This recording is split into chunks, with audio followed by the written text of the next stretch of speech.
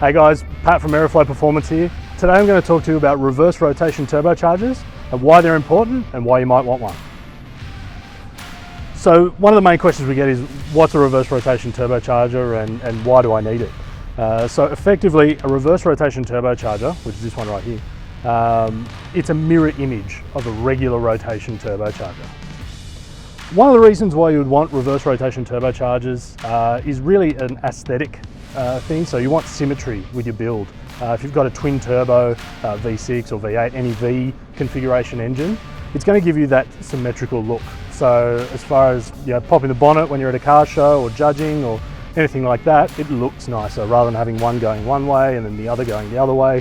Pipework's all over the place. This gives a much neater appearance. We've also got packaging.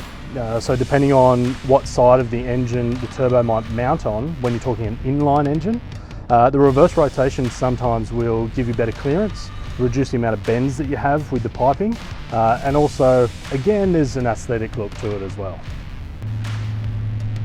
So the reverse rotation turbocharger is just a small part of the boosted range. To learn more about the turbos, wastegates and other accessories, you can call into your local distributor, quality retail outlet, or jump online to aeroflowperformance.com.